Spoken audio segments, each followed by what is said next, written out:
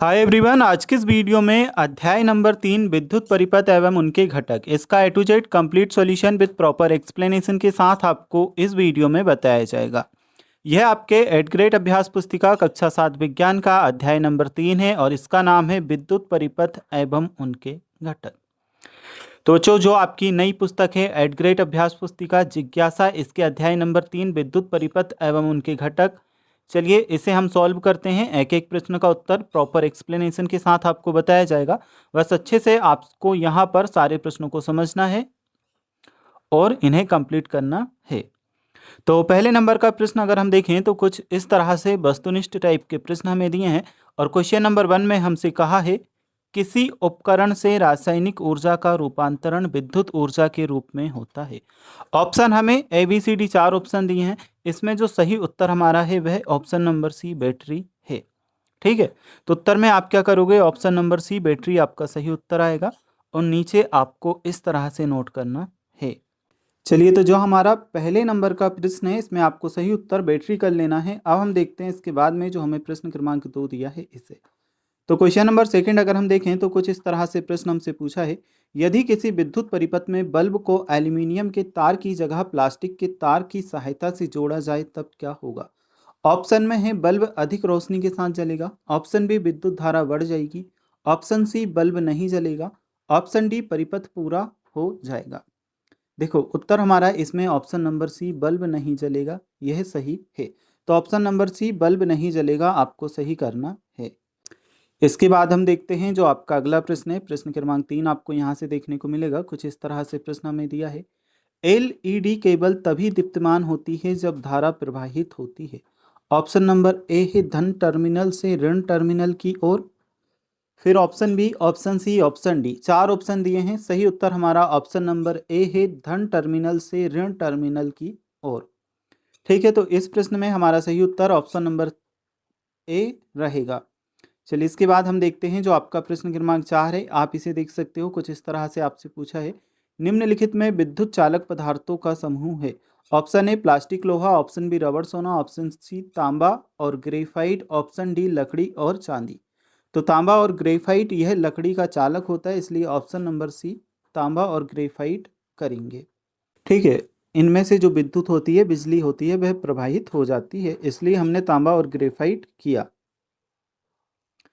इसके बाद हम देखते हैं जो 5वें नंबर का प्रश्न आपके अगले पेज पे दिया है। इसमें हमसे पूछा है वह उपकरण जिसमें विद्युत सेल का प्रयोग किया जाता है। ऑप्शन नंबर ए हमारे पास है torch, option B TV, option C refrigerator, option D washing machine. देखो, टीवी में विद्युत सेल नहीं होता, रेफ्रिजरेटर यानी कि फ्रिज में भी नहीं होता, वॉशिंग मशीन में भी नहीं होता।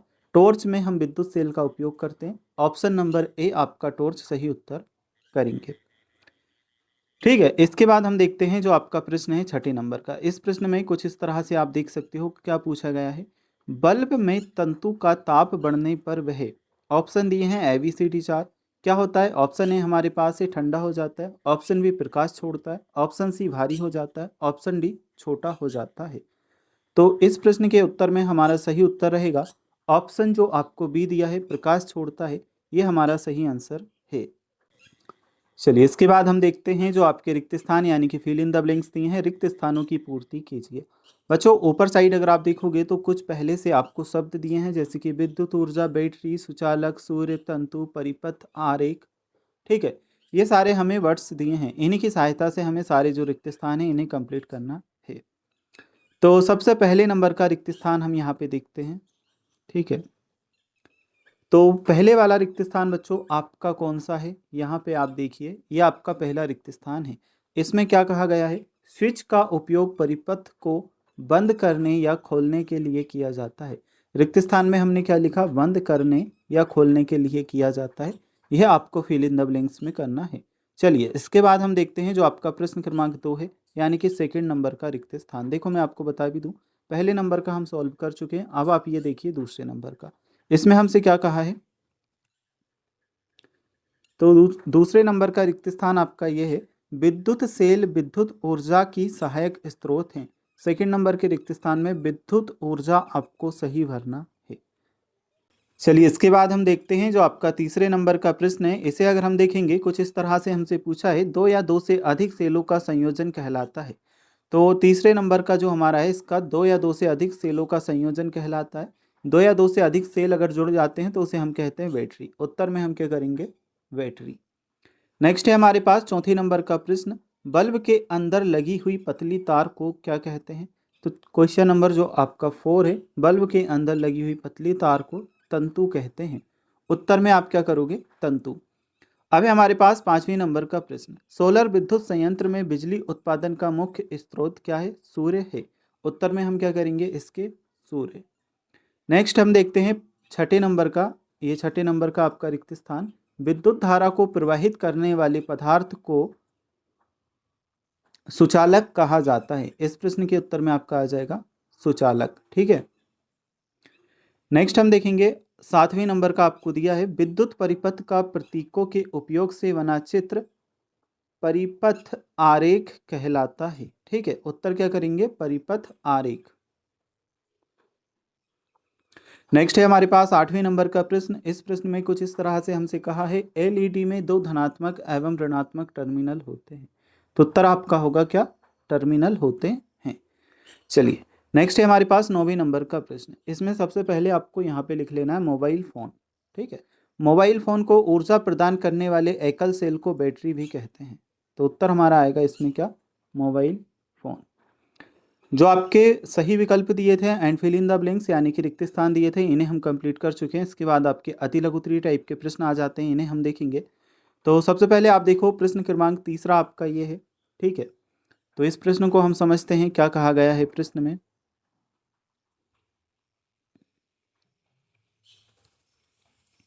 तो यह है आपका तीसरे नंबर का प्रश्न। इसमें आपसे कहा है कुछ इस तरह से, निहाल ने अपने घर में बिजली चले जाने पर टॉर्च का स्विच ऑन किया तो रोशनी आने लगी। बताइए टॉर्च का स्विच ऑन पर टॉर्च का बल्ब क्यों दीप्तमान हो गया? तो उत्तर हम क्या लिखेंगे? स्विच ऑन करने पर परिपथ पूरा बंद हो जाता है जिससे धारा बहने लगती है और बल्ब का तंतु गर्म होकर जल उठता है। थोड़ा सा जूम कर भी आपको बता दूं, ये आपका रहेगा, स्विच ऑन करने से परिपथ पूरा बंद हो जाता है जिससे धारा बहने लगती है और बल्ब का तंतु गर्म होकर जल उठता है। नेक्स्ट हम देखते हैं, अगले पेज पे चलते हैं। चौथे नंबर का प्रश्न हमें देखने को मिलेगा। प्रश्न में हमसे कुछ इस तरह से कहा है, रीना ने स्कूल जाते समय विद्युत के खंभों में चिन्ह लगा हुआ देखा। यह चिन्ह क्या प्रदर्शित करता है? तो ये वाला चिन्ह क्या प्रदर्शित करता है? उत्तर में हमें बताना है। देखो बच्चों, इस प्रश्न का उत्तर आप क्या करोगे? यह चिन्ह खतरे उच्च वोल्टेज को दर्शाता है। इसे छूने पर बिजली का तेज झटका लग सकता है। ठीक है। यह चिन्ह खतरे उच्च वोल्टेज को दर्शाता है। इसे छूने पर बिजली का तेज झटका लग सकता है। ये उत्तर में हमने किया। नेक्स्ट है हमारे पास पांचवें नंबर का प्रश्न। इस प्रश्न में हमसे क्या कहा है, मीना ने बल्ब, तार और सेल को जोड़ते समय तार का एक सुराख खुला छोड़ दिया, तब क्या बल्ब जलेगा? कारण सहित बताइए। तो पांचवें नंबर के प्रश्न का उत्तर आप यहां से देखो। इस प्रश्न के उत्तर में हम क्या करेंगे? नहीं, बल्ब नहीं जलेगा क्योंकि तार खुला हुआ होने से परिपथ अधूरा खुला रह जाता है और विद्युत धारा प्रवाहित नहीं होती। ठीक है। नहीं, बल्ब नहीं जलेगा क्योंकि तार खुला होने से परिपथ अधूरा खुला रह जाता है और विद्युत धारा प्रवाहित नहीं होती। तो बच्चों, ये आपका पांचवें नंबर का प्रश्न कंप्लीट होता है। छठे नंबर के प्रश्न में इस तरह से हमें एक डायग्राम टाइप का दिया है। देखो, अगर अभी तक आपने वीडियो को लाइक करके चैनल को सब्सक्राइब नहीं किया तो ज़रूर से कर लेना, क्योंकि टोटल जो कंप्लीट सॉल्यूशन है बच्चों, यहाँ पर आपको वर्कबुक के बताए जाते हैं विथ प्रॉपर एक्सप्लेनेशन के साथ में। चलिए छठे नंबर का हम देखते हैं, उपरोक्त चित्र में दिखाए गए विद्युत परिपथ में क्या बल्ब दीप्त होगा? कारण सहित लिखिए। तो देखो उत्तर में हमारा क्या होगा इसका? नहीं, क्योंकि स्विच ऑफ खुली स्थिति में है जिससे परिपथ अधूरा है। ठीक है। स्विच जो है क्या है? खुला हुआ है, तो इस स्थिति में परिपथ अधूरा है, इसलिए बल्ब दीप्त नहीं होगा। तो उत्तर में हमने ये लिखा है नहीं, क्योंकि स्विच ऑफ खुली स्थिति में है जिससे परिपथ अधूरा है। नेक्स्ट हम देखते हैं सातवें नंबर का प्रश्न, विद्युत तारों पर प्लास्टिक अथवा रबर का ही आवरण क्यों चढ़ाया जाता है? विद्युत तार मतलब जो आपने डोरी देखी होगी, डोरी पर हम ऊपर से देखते हैं रबर टाइप का लगा हुआ होता है कवर। तो यहाँ पे पूछा है वह प्लास्टिक और रबर का ही क्यों लगाया जाता है। देखो उत्तर हम क्या लिखेंगे? ये आपका उत्तर रहेगा। प्लास्टिक और रबर विद्युत के कुचालक होते हैं। यह आवरण हमें करंट लगने और शॉर्ट सर्किट से बचाता है। यानी कि इनमें क्या है, विद्युत धारा प्रवाहित नहीं होती। किस किस में? प्लास्टिक में और रबर में। इसलिए करंट लगने और शॉर्ट सर्किट से बचाया जाता है, इसीलिए इनका उपयोग किया जाता है। ठीक है। 7वें नंबर के प्रश्न के बाद हम देखेंगे 8वें नंबर का प्रश्न। एलईडी का पूरा नाम क्या है? तो एलईडी का पूरा नाम यहाँ पे है, देखो, ये light emitting diode. Light emitting diode, LED का पूरा नाम लाइट एमिटिंग डायोड, हिंदी में कहेंगे प्रकाश उत्सर्जक डायोड। अब हम देखते हैं 9वें नंबर का प्रश्न। 9वें नंबर के प्रश्न में हमसे क्या कहा है? ऐसे कुछ उपकरणों के नाम बताइए जिनमें विद्युत धारा प्रवाहित करने पर वे गर्म हो जाते हैं। तो इस प्रश्न के उत्तर में हम क्या लिखेंगे? यहाँ पे 3 चीज़ें दी हैं। पहला लिखेंगे इलेक्ट्रिक आयरन प्रेस, दूसरा रूम हीटर गीजर जिसे कहते हैं, तीसरा इलेक्ट्रिक टोस्टर। ठीक है, ये हमारे 9वें नंबर के प्रश्न का उत्तर है। इसमें 3 चीज़ें आपको लिख लेनी है, इलेक्ट्रिक आयरन यानी कि प्रेस, रूम हीटर यानी कि गीजर, इलेक्ट्रिक और इलेक्ट्रिक टोस्टर। ठीक है, चलिए 10वें नंबर का प्रश्न हम देखेंगे, विद्युत लैंप में प्रकाश उत्पन्न कैसे होता है? यह है हमारे 10वें नंबर का प्रश्न, विद्युत लैंप में प्रकाश उत्पन्न कैसे होता है। तो 10वें नंबर के प्रश्न का उत्तर आप यहां से देखो। तो देखो, आप 10वें नंबर के प्रश्न के उत्तर में आपको ये कर लेना है, मैं आपको बता दूं एक बार और। विद्युत धारा प्रवाहित होने पर बल्ब का तंतु फिलामेंट अत्यधिक गर्म हो जाता है और श्वेत तप्त होकर प्रकाश देने लगता है। नेक्स्ट हम देखते हैं 11वें नंबर का प्रश्न, कोई 2 अंतर्राष्ट्रीय संगठनों के नाम बताइए जो विद्युत उपकरणों के लिए मानक प्रतीक निर्धारित करते हैं। तो 11वें नंबर के प्रश्न के उत्तर में आप क्या करोगे? ये आपका आंसर रहेगा। पहला हमने क्या लिखा है? IEC, इसे अंतर्राष्ट्रीय इलेक्ट्रो तकनीक आयोग कहते हैं। सेकंड हमने लिखा है IEEE, इसे institute of electrical and electronics engineers कहते हैं। ठीक है, ये दोनों आपको करना है। नेक्स्ट है हमारे पास 12वें नंबर का प्रश्न, यदि बल्ब के तंतु को लंबा कर दिया जाए तो बल्ब की चमक पर क्या प्रभाव पड़ेगा? तो क्वेश्चन नंबर 12 का आंसर आप देखो, यहाँ से देखो, यह है आपका 12वें नंबर का प्रश्न, यदि बल्ब के तंतु को लंबा कर दिया जाए तो बल्ब की चमक पर क्या प्रभाव पड़ेगा? इस प्रश्न के उत्तर में हम क्या कर रहे हैं? यह हमने यहाँ पे उत्तर लिखा है, यह आपका रहेगा, तंतु की लंबाई बढ़ने से प्रतिरोध बढ़ जाएगा और धारा प्रवाह कम होगा, जिससे बल्ब की चमक कम हो जाएगी। ठीक है, ये उत्तर में करेंगे, तंतु की लंबाई बढ़ने से प्रतिरोध बढ़ जाएगा और धारा प्रवाह कम होगा, जिससे बल्ब की चमक कम हो जाएगी। नेक्स्ट है हमारे पास 13वें नंबर का प्रश्न, एलईडी अधिक समय तक चलती है जबकि ताप दीप्त लैंप जल्दी खराब क्यों हो जाता है? तो यह है 13वें नंबर का प्रश्न। एलईडी जो बल्ब होते हैं आपने देखा होगा लंबे समय तक चलते हैं, कम खराब होते हैं, और जो हमारा रेड बल्ब होता है आपने पहले अगर देखा हो तो वह जल्दी खराब हो जाता है। तो इसका क्या कारण है? देखो, अब ये उत्तर आपको यहाँ से कंप्लीट करना है। ताप दीप्त लैंप का तंतु अत्यधिक गर्म होने से जल्दी टूट यानी कि फ्यूज हो जाता है, जबकि एलईडी में फिलामेंट नहीं होता और यह कम ऊष्मा उत्पन्न करती है। ठीक है, तो यह हमने 13वें नंबर के प्रश्न का उत्तर यहाँ पे लिखा। नेक्स्ट है हमारे पास 14वें नंबर का प्रश्न, ताप दीप्त लैंप एलईडी की तुलना में अधिक ऊर्जा क्यों खर्च करता है? तो 14वें नंबर के प्रश्न के उत्तर को हम करेंगे, ताप दीप्त लैंप अधिकांश ऊर्जा को ऊष्मा गर्मी में व्यर्थ कर देता है, जबकि एलईडी अधिकांश ऊर्जा को सीधे प्रकाश में बदलती है। तो ये आपके प्रश्न क्रमांक 14 का आंसर है। अब हम देखते हैं नेक्स्ट हमारा लघुत्तरीय टाइप का प्रश्न आ जाता है। क्वेश्चन नंबर 15 हमें दिया है, टॉर्च में सामान्यतः एक से अधिक सेलों का उपयोग किया जाता है, क्या वे इसमें से एक विशेष क्रम में लगे होते हैं और क्यों? तो 15वें नंबर के प्रश्न के उत्तर को हम क्या करेंगे? हाँ, ये श्रेणी क्रम में एक का प्लस दूसरे का माइनस से लगे होते हैं, इससे वोल्टेज बढ़ जाता है और अन्य बल्ब को जलने के लिए पर्याप्त ऊर्जा मिलती है। नेक्स्ट है हमारे पास 16वें नंबर का प्रश्न, विद्युत परिपथ बनाने में धातु के तारों का ही उपयोग क्यों किया जाता है? यदि संयोजी तारों के लिए तांबे के तार की जगह प्लास्टिक के तारों का प्रयोग किया जाए तब क्या होगा? तो देखो, यानी कि जो डोरी होती है, डोरी आप सभी ने देखी है, जब जिसे हम यूज़ करते हैं लाइट फिटिंग के लिए और अपने घर में लाइट चलाने के लिए, वह हमेशा विद्युत मतलब ऐसी चीज़ों की क्यों बनाई जाती है, जैसे कि तांबा हुआ, लोहा हुआ, इस तरह की। ठीक है, बाकी प्लास्टिक रबर की क्यों नहीं बनाई जाती, तो ये देखो हम लिखेंगे धातुएं विद्युत की सुचालक है, प्लास्टिक कुचालक है, इसलिए प्लास्टिक तार लगाने से धारा प्रवाहित नहीं होगी और परिपथ काम नहीं करेगा। जो डोरी होती है उसके अंदर धातु का तार होता है, जैसे कि लोहे का या तांबे का, है ना, उसमें धारा प्रवाहित हो जाती है। लेकिन अगर हम प्लास्टिक को यूज़ करेंगे तो उसमें लाइट जो होती है, बिजली होती है, वह प्रवाहित नहीं होती, तो बल्ब नहीं जलते या कोई भी काम नहीं होता। ठीक है, तो ये हमने उत्तर लिखा है। नेक्स्ट है हमारे पास 17वें नंबर का प्रश्न, खुले एवं बंद परिपथ में अंतर स्पष्ट कीजिए। तो 17वें नंबर के प्रश्न का उत्तर हम क्या करेंगे यहाँ पे, बंद परिपथ, स्विच ऑन होने पर धारा बिना रुके बहती है, उपकरण का काम करता है, उपकरण काम करता है। नेक्स्ट खुला परिपथ, तार टूटा या स्विच ऑफ होने पर धारा नहीं बहती, उपकरण काम नहीं करता। तो ये खुले एवं बंद परिपथ में अंतर हमने स्पष्ट किया। ठीक है, 17वें नंबर के प्रश्न को आप यहाँ से कंप्लीट करेंगे।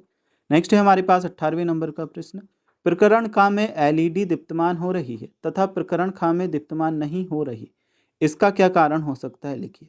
तो 18वें नंबर का प्रश्न का उत्तर मैंने नीचे ही लिख दिया है, आपको अगर अगले पेज पे जगह दी हुई हो तो आप वहाँ लिख सकते हो। ठीक है, एलईडी एक ही दिशा में धारा बहने पर जलती है, का में सिरे सही जुड़े हैं जबकि खा में टर्मिनल उल्टे जुड़े हैं, इसलिए धारा नहीं बह रही। ठीक है, अब हम देखते हैं आपके लघुत्तरीय टाइप के प्रश्न आ जाते हैं, इन प्रश्नों को देखेंगे। इन प्रश्नों में कुछ इस तरह से आपसे कहा है, तप्त दीप्त लैंप का चित्र बनाकर उसकी कार्यप्रणाली का वर्णन कीजिए। यह है हमारे 19वें नंबर का प्रश्न, तप्त दीप्त लैंप का चित्र बना करके कार्यप्रणाली का वर्णन हमें करना है। देखो सबसे पहले आपको चित्र देखने को मिलेगा यहाँ, टंगस्टन फिलामेंट, कांच का बल्ब, सहायक तार, धातु का आधार और टर्मिनल, ये हमने सारी चीज समझाई। इसके साथ चित्र के बाद में आप देखो यहाँ पे हमने ये लिखा है, क्या लिखा है, जब लैंप के टर्मिनलों से विद्युत धारा प्रवाहित की जाती है तो वह टंगस्टन के पतले फिलामेंट से गुजरती है। विद्युत धारा के ऊष्मीय प्रभाव से फिलामेंट का तापमान लगभग 2500 डिग्री सेल्सियस हो जाता है और वह श्वेत तप्त होकर प्रकाश उत्सर्जित करता है। ठीक है, और चित्र में आपको ये बनाना रहेगा। चलिए ये हमारा कंप्लीट। अब हम देखेंगे इसके बाद वाले जो आपके प्रश्न दिए हैं। प्रश्न क्रमांक 20वां आपका आ जाता है, इसे देखते हैं। यदि किसी सेल में प्लस व माइनस चिन्ह अंकित नहीं है तब सेल के टर्मिनलों को किस प्रकार से पहचाना जा सकता है। तो सेल में अगर प्लस माइनस नहीं लिखा है, आपके पास कोई भी सेल है, जैसे हम घड़ी में सेल यूज़ करते हैं वाला, तो हम कैसे पहचान करेंगे कि जो सेल है वह उसका कौन सा टर्मिनल प्लस है, कौन सा माइनस है। तो इस प्रश्न के उत्तर में यह है, सेल की बनावट से पहचाना जा सकता है जिस सिरे पर धातु की उभरी हुई टोपी मेटल केप होती है वह धनात्मक टर्मिनल है, जिस सिरे पर धातु की चपटी डिस्क होती है वह ऋणात्मक टर्मिनल है। अब हम देखते हैं दीर्घोत्तरीय प्रश्न आपके आ जाते हैं, निम्न के बारे में टिप्पणी लिखिए। पहला है विद्युत धारा, विद्युत धारा पर हमें टिप्पणी लिखनी है। तो देखो यहाँ पे उत्तर हमने क्या किया है, ये आपका आंसर रहेगा। विद्युत धारा किसी चालक में आवेश मुख्यतः इलेक्ट्रॉनों के प्रवाह की दर को विद्युत धारा कहते हैं। इसका ऐसा ही मात्रक एम्पियर ए है। परंपरा के अनुसार इसकी दिशा प्लस से माइनस की ओर मानी जाती है। इसके लिए ऊर्जा स्रोत, सेल बैटरी और बंद परिपथ आवश्यक हैं। तो ये आपके विद्युत धारा पर टिप्पणी लिखनी थी, इसे आप यहाँ से देख सकते हो, कंप्लीट कर सकते हैं। अब हम देखेंगे प्रत्यावर्ती धारा, इस पर भी हमें एक टिप्पणी लिखनी है। तो प्रत्यावर्ती धारा पर आप यहाँ से आंसर देखो, वह विद्युत धारा जिसकी दिशा और मान नियमित समय अंतराल पर बदलते रहते हैं प्रत्यावर्ती धारा कहलाती है। घरों में आने वाली बिजली ऐसी होती है। भारत में आवृत्ति 50 Hz है। इसे लंबी दूरी तक आसानी से प्रेषित किया जा सकता है। नेक्स्ट हम देखते हैं प्रश्न क्रमांक 22 का पहला, विद्युत परिपथ में उपयोग होने वाले निम्न अवयवों को उनके प्रतीकों द्वारा प्रदर्शित करें। ठीक है, तो देखो विद्युत अवयव एक साइड हमें दिए हैं इधर और इधर हमें प्रतीक बनाना है। तो विद्युत सेल, ये विद्युत सेल का प्रतीक बनाया। विद्युत बल्ब का यह प्रतीक हमने बनाया। स्विच ऑन की स्थिति का प्रतीक हमने यह बनाया। नेक्स्ट हम देखेंगे स्विच ऑफ की स्थिति का प्रतीक, आप यहाँ पे देख सकते हो, ये बनाया है। नेक्स्ट है बैटरी, बैटरी का प्रतीक आप यहाँ पे देख सकते हैं। अगला है संयोजी तार, तो संयोजी तार का आप यहाँ पर देख सकते हो।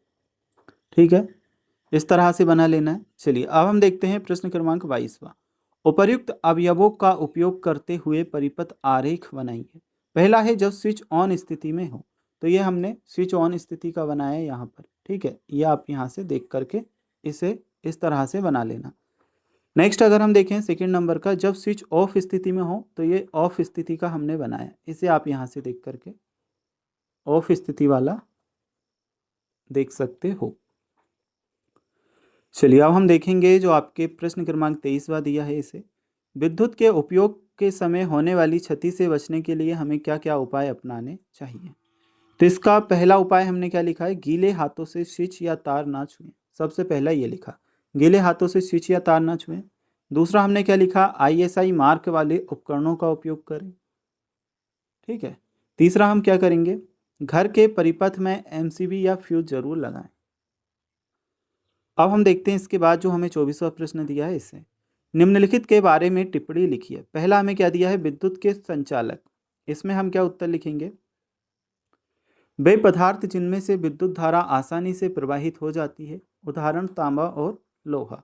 ठीक है, नेक्स्ट है हमारे पास दूसरे नंबर का, विद्युत रोधी अथवा विद्युत के कुचालक। इसका उत्तर हम क्या करेंगे, वे पदार्थ जिनसे विद्युत धारा प्रवाहित नहीं हो सकती, उदाहरण रबर और प्लास्टिक। अब है हमारे पास 25वें नंबर का प्रश्न, विद्युत ऊर्जा का हमारे जीवन में क्या महत्व है, उदाहरण सहित स्पष्ट कीजिए। तो यह दैनिक कार्यों व उद्योगों के लिए आवश्यक है। प्रश्न क्रमांक 25 का उत्तर हम लिख रहे हैं। ठीक है, यह दैनिक कार्यों व उपयोग उद्योगों के लिए आवश्यक है। फिर उदाहरण में हमने क्या लिखा है, घरों में पंखे, फ्रिज और रोशनी के लिए, और कृषि में मोटर और कारखानों के मशीनें चलाने के लिए। अब हमारे पास प्रोजेक्ट नंबर 1 आ जाता है। चलिए प्रोजेक्ट को हम सॉल्व करते हैं। इसे आप चाहो तो अपने अकॉर्डिंग भी सॉल्व कर लेना बच्चों, अगर आपको नहीं आ रहा है तो फिर आप यहाँ से आइडिया ले सकते हैं। ठीक है, आप अपने घर के विज्ञान 6 माह के विद्युत बिल एकत्रित कर जानकारी निम्न तालिका में भरिए।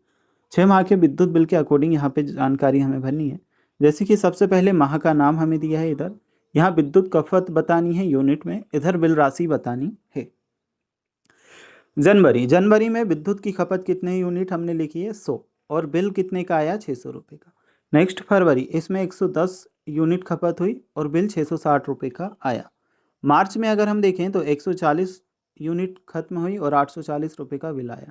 अप्रैल में 170 खत्म हुई, 1020 का आया। मई में 350 और 2100 की बिल राशि। अगला हम देखते हैं जून में 380 यूनिट खत्म हुई और 2280 का खर्च हुआ। इस तरह से हमने लिखा। अब नीचे कुछ प्रश्न पूछे हैं। उपरोक्त तालिका के आधार पर निम्न प्रश्नों के उत्तर लिखिए। किस माह में विद्युत की खपत सबसे अधिक हुई, तो हमने उत्तर क्या लिखा, जून माह में 380 यूनिट। ठीक है, किस माह में विद्युत की खपत सबसे कम हुई, जनवरी माह में 100 यूनिट। नेक्स्ट है हमारा तीसरे नंबर का प्रश्न, विद्युत की अधिक खपत से संभावित कारण क्या क्या हो सकते हैं। तो हमने यहाँ पे संभावित कारण क्या क्या लिखे हैं, मई और जून के महीने में गर्मी बहुत अधिक होती है, जिससे पंखे कूलर, देखो ये आपका उत्तर है, मई और जून के महीने में गर्मी बहुत अधिक होती है, जिससे पंखे, कूलर और एसी का लगातार उपयोग होता है। सेकंड पॉइंट हमने क्या लिखा है, गर्मियों में फ्रिज का उपयोग ठंडा पानी, बर्फ के लिए काफ़ी बढ़ जाता है। गर्मियों में छुट्टियों के कारण बच्चे घर पर रहते हैं, जिससे टीवी, पंखे और लाइट का ज़्यादा इस्तेमाल होता है। अब हम देखते हैं अगला चौथे नंबर का, आप विद्युत ऊर्जा की बचत के लिए क्या क्या प्रयास करेंगे। तो इसमें हमने क्या क्या लिखे हैं, कमरे के बाहर निकलते समय अनावश्यक पंखे, लाइट और टीवी बंद कर देंगे। पुराने बल्बों की जगह कम बिजली खपत करने वाले LED बल्ब का उपयोग करेंगे। दिन के समय बिजली जलाने के बजाय प्राकृतिक प्रकाश, सूर्य की रोशनी का अधिकतम उपयोग करेंगे। तो ये आपका प्रोजेक्ट एंड जो भी प्रश्न आपसे पूछे थे अध्याय नंबर 3 में कंप्लीट हो चुका है। अगर आपको 8th ग्रेड अभ्यास पुस्तिका जिज्ञासा कक्षा 7 विज्ञान के और भी चैप्टर या किसी और सब्जेक्ट के चैप्टर के आंसर देखना है, तो आप हमारे चैनल के प्लेलिस्ट में जा करके या फिर डिस्क्रिप्शन बॉक्स में दी गई लिंक पर जा करके देख सकते हो।